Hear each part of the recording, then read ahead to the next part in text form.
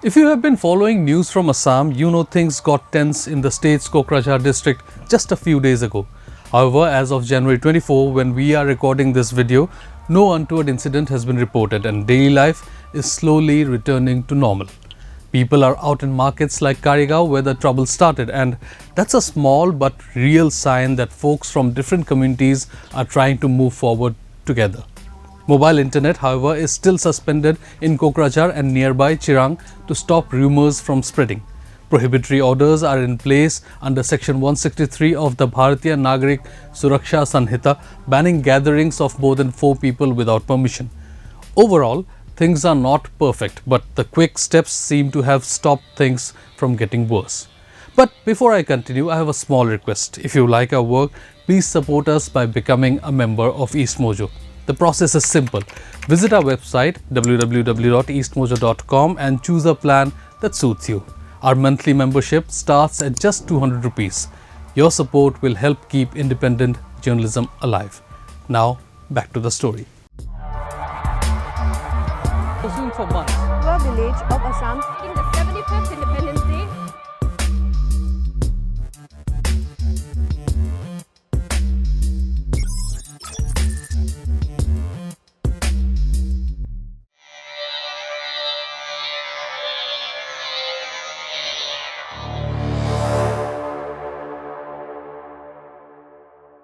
Now, what sparked all this? It all started with a road accident, but in a place like Kokrajhar, small sparks can turn into big fires if not handled fast.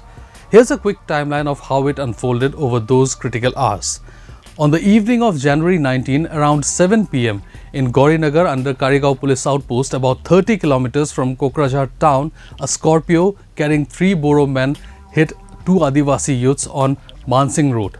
Reports say the Adivasis were trying to stop the vehicle, suspecting cattle theft or something suspicious.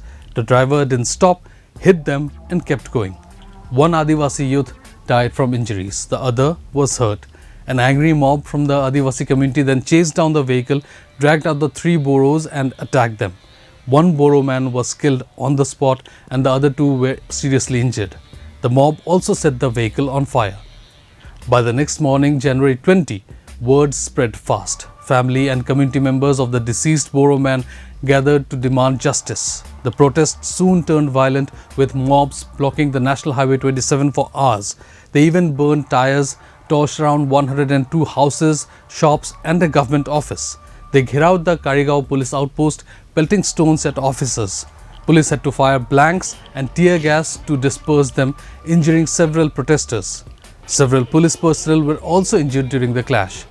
That's when the situation between the Boro and Adivasi groups really escalated, leading to arson and more injuries. By evening, the second death was confirmed, the Adivasi youth from the accident. The administration jumped in that same day, suspended mobile internet to curb false or provocative messages, imposed curfew-like orders and called in the Army and RAF. By January 21, flag marches started and arrests began. Relief camps were also opened for the displaced, which included about 260 families at first, but the number grew to over 2,000. Peace talks followed on January 21 at the Bodoland Territorial Council Hall, with ministers urging unity. By January 22 and 23, things calmed. No new incidents and people started returning home with security escorts.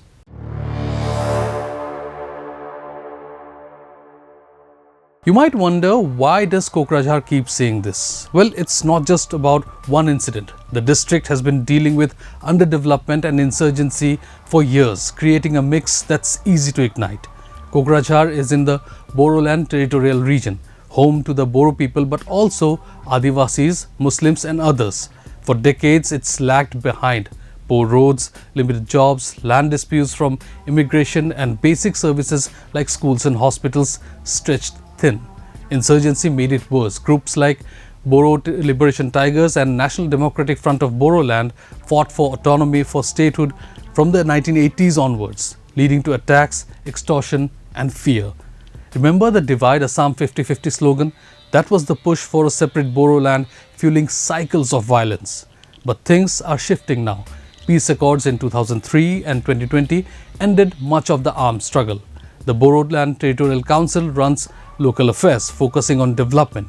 Infrastructure is improving, better highways, new schools, socio-economic schemes for tribes. Education reforms are bringing in more opportunities, and insurgency-related incidents have dropped 80% in the northeast recently, thanks to surrenders and talks. Kokrajhar is gradually moving from conflict to progress, but old grudges over land and resources linger, especially between indigenous Boros and settler communities like Adivasis brought in during colonial times for tea plantations. Economic gaps keep the pot simmering, but with government push, it's cooling slowly.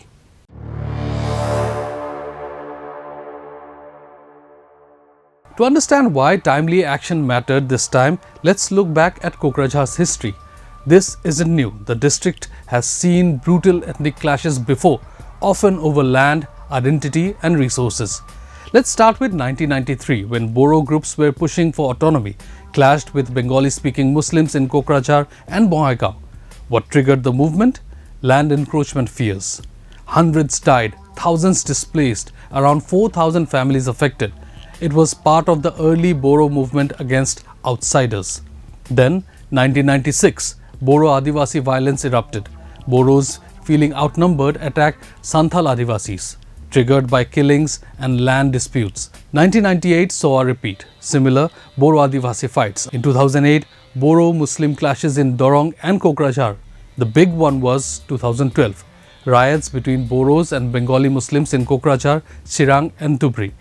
Triggered by youth killings on July 20, 4 Boro boys in a Muslim area, then retaliation. Spread fast, 108 deaths, mostly Muslims, 4 lakh fled to camps, 500 villages burned, army deployed, curfews, shoot-at-sight orders. The root cause? Same old, migration, land alienation, economic neglect. And 2014, Boro militants gunned down 62 Adivasis in Kokrajhar and Sonitpur, revenge for earlier attacks that had displaced hundreds once again. These involved Boros versus Muslims or Adivasis, with deaths in hundreds, displacements in lakhs. Triggers were often small, a killing or an accident, but exploded due to mistrust. The area suffered massively as economy was stalled and people were restricted to camps for years, while insurgency thrived on chaos.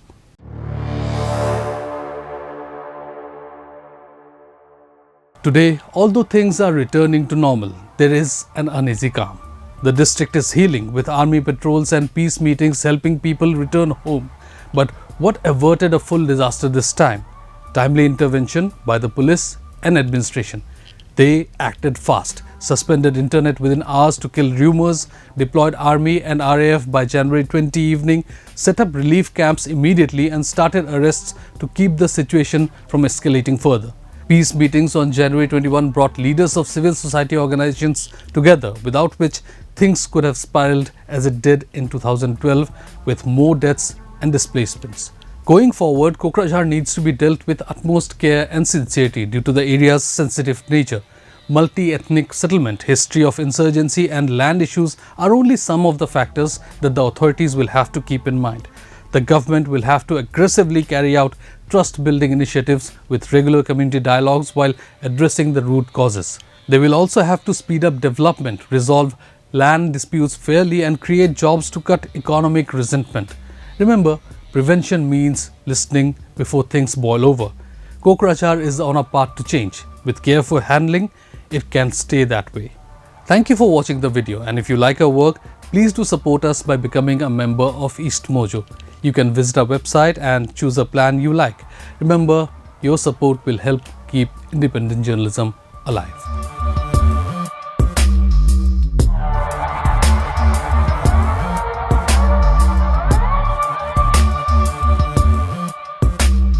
Don't forget to like, share and subscribe to EastMojo. For any queries, put them down in the comments section below and press on the bell icon for notifications.